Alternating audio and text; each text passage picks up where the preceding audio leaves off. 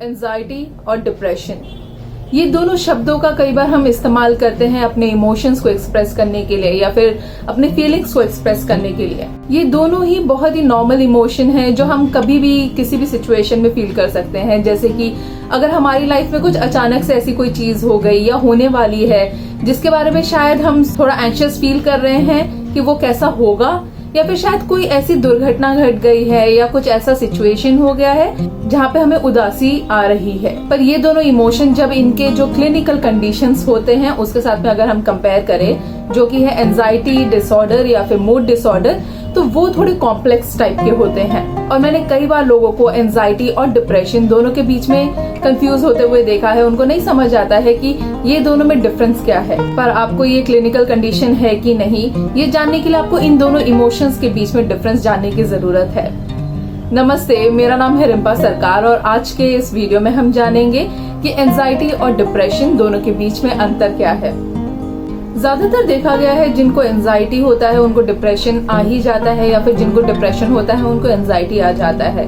उसके कुछ कारण हो सकते हैं, जैसे कि अगर देखा जाए तो एंजाइटी में ऐसा होता है कि हमें जब वो फ्यूचर को लेके किसी चीज के लिए डर होता है या फिर कोई भी ऐसे सिचुएशन को लेकर डर होता है तो हो सकता है हम थोड़ा अवॉइड करना शुरू कर दें चीजों को, या फिर ये हो सकता है कि हम थोड़ा अकेले रहना शुरू कर दें। और जब हम अकेले रहना शुरू कर दें तो इस वजह से ये हो सकता है कि हम बहुत सारी ऐसी अपॉर्चुनिटीज छोड़ दें या फिर ऐसी चीजें ना करें जिसमें हमें प्लेजर फील होता है, जिस वजह से ये हो सकता है कि हम लो मूड में आ जाए, मतलब कि हम उदास रहने लगे पहले से, जिस वजह से हो सकता है कि आपको एंजाइटी के साथ डिप्रेशन भी हो जाए और इसी तरह से डिप्रेशन के साथ एंजाइटी भी हो सकता है।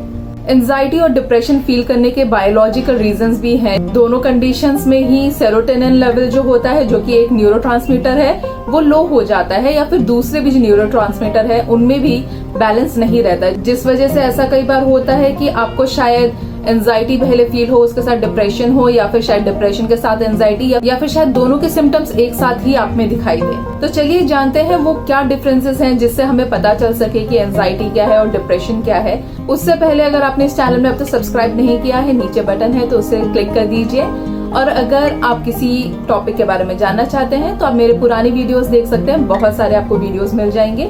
और कोई ऐसा टॉपिक है जो शायद मैंने वीडियो नहीं बनाया है तो आप मुझे कमेंट बॉक्स में लिख सकते हैं या ईमेल कर सकते हैं। तो चलिए और जानते हैं डिफरेंसेस के बारे में। तो इन दोनों के बीच में डिफरेंस को जानने के लिए हम इनको दो हिस्सों में बांट सकते हैं, एक है साइकोलॉजिकल सिम्टम्स और एक है फिजिकल सिम्टम्स। तो एंजाइटी के जो साइकोलॉजिकल सिम्टम्स हैं वो ये हो सकते हैं, वो किसी सिचुएशन को लेके जो अभी अभी हुई है या कोई इवेंट जो आने वाला है या लंबे टाइम का कोई फ्यूचर का कोई प्लान हो, उन सब चीजों को लेके बहुत ज्यादा ही चिंता करते हैं, बहुत ज्यादा ही उसके बारे में सोचते हैं, या फिर बहुत ही ज्यादा उनके रेसिंग थॉट्स रहते हैं, मतलब ऐसे विचार जो दौड़ते ही रहते हैं जो उनके कंट्रोल में कभी आते ही नहीं है। तो इस तरह के उनको विचार आते रहते हैं कि कुछ गलत होने वाला है, कुछ गलत हो जाएगा।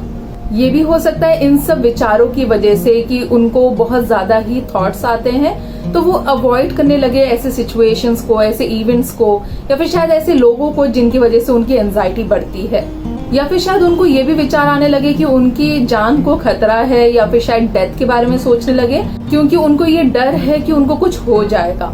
पर ये सारे जो सिम्टम्स हैं ये इस पे भी डिपेंड करता है कि उनको किस तरह का एंजाइटी डिसऑर्डर है। जनरलाइज एंजाइटी डिसऑर्डर अगर हुआ तो उसमें ये हो सकता है कि उनको किसी स्पेसिफिक टॉपिक के ऊपर एंजाइटी फील होती है। उसी तरह से अगर सोशल एंजाइटी डिसऑर्डर है तो शायद ये हो सकता है कि उनको किसी सोशल गैदरिंग की वजह से हो सकता है, लोगों के बारे में सोचकर उनको एंजाइटी फील हो सकती है। उसी तरह से अगर साइकोलॉजिकल सिम्टम्स हम लोग डिप्रेशन में देखें तो हो सकता है कि उनमें होपलेसनेस की फीलिंग होगी, मतलब उनको किसी भी तरह की उम्मीद नहीं है कल को लेकर, ना ही उनको फ्यूचर को लेकर है, ना ही उनको अपने आप को लेकर है, ना ही वर्ल्ड को लेकर किसी तरह की उम्मीदें हैं।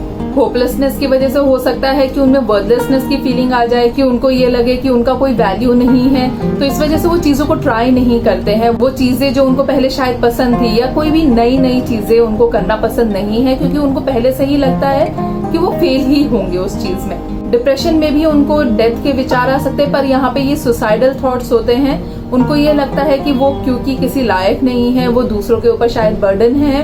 उनको ये भी लगता है कि उनकी लाइफ ही जीने लायक नहीं है। इन सब वजह से उनको सुसाइडल थॉट्स आ सकते हैं। पर जैसे कि मैंने एंजाइटी में बताया, वैसे ही डिप्रेशन में भी सिवियरिटी के ऊपर डिपेंड करता है और किस तरह का मूड डिसऑर्डर है उसके ऊपर डिपेंड करता है कि उनको और क्या क्या सिम्टम्स दिख सकते हैं। तो अगर ये मेजर डिप्रेसिव डिसऑर्डर है तो उनको पूरे दिन ही उदासी महसूस होता रहेगा, उनको कोई भी चीज करना अच्छा नहीं लगेगा, वो दूसरों से भी दूर होना शुरू हो जाएंगे। पर अगर उनके मूड में ऐसा होता है कि कभी वो बहुत ही ज्यादा उदास रहते थे और कभी बहुत ही ज्यादा वो हाई रहते हैं, बहुत ही खुश रहते हैं, तो वो हो सकता है कि बाइपोलर डिसऑर्डर होगा। तो चलिए जानते हैं कि फिजिकल सिम्टम्स आपको क्या दिख सकते हैं। तो फिजिकल सिम्टम्स में एंजाइटी में अगर देखें तो हो सकता है कि उनको कंसंट्रेशन करने में मुश्किल होती है, क्योंकि उनके रेसिंग थॉट्स हमेशा दिमाग में रहते हैं, उनके विचार हमेशा दौड़ते ही रहते हैं, वो किसी ना किसी चिंता में रहते हैं। इस वजह से वो कंसंट्रेट नहीं कर पाते हैं अच्छे से। कोई अगर उनको साइकोसोमैटिक सिम्टम हो तो उन सब की वजह से हो सकता है कि उनको नींद आती नहीं है, या फिर अगर नींद आ भी जाए तो वो ब्रेक होती रहती है बार बार, क्योंकि उनके दिमाग में वो विचार चलते ही रहते हैं, तो इस वजह से उनकी नींद अच्छे से नहीं हो पाती है। ये भी हो सकता है कि कुछ ऐसे सिम्टम दिखे जैसे कि डिजीनेस, मतलब कि सर घूमना, या फिर गैस्ट्रोइंटेस्टाइनल डिस्ट्रेस भी हो सकता है जैसे कि कॉन्स्टिपेशन या फिर डायरिया। ये भी हो सकता है कि उनके हार्ट रेट बहुत ज्यादा ही बढ़ जाए, या फिर उनके शायद ब्लड प्रेशर ज्यादा या कम हो जाए, या बहुत ज्यादा स्वेटिंग आ रही है, उनको हाथ में स्वेटिंग आ रही है, बॉडी में स्वेटिंग आ रही है। ब्रेथलेसनेस की फीलिंग हो सकती है, मतलब उनको ऐसा लगता है कि वो सांस नहीं ले पा रहे हैं, या मसल टेंशन भी हो सकता है, मतलब क्रैम्प आया या फिर कुछ और। उसी तरह से डिप्रेशन में जब फिजिकल सिम्टम्स हम लोग देखें तो वहां पे भी हो सकता है कि उनको कंसंट्रेशन करने में मुश्किल हो रही है और शायद उनको चीजों को याद रखने में भी मुश्किल हो रही है, पर ये उनके बहुत ज्यादा सोचने की वजह से हो रहा है, बहुत ज्यादा ही गहराई से सोचते हैं, इस वजह से वो कंसंट्रेट नहीं कर पाते हैं। इसके साथ उनको लैक ऑफ एनर्जी भी दिख सकती है, मतलब कि उनको ऐसा लगता है कि उनमें इतनी ज्यादा हिम्मत नहीं है चीजें करने के लिए जितना शायद पहले हुआ करता था। शायद ये भी हो सकता है कि वो बहुत ज्यादा खाने लगे हैं पहले से, या बहुत कम खाते हैं अभी, या उनका वजन बढ़ गया है या कम हो रहा है पहले से।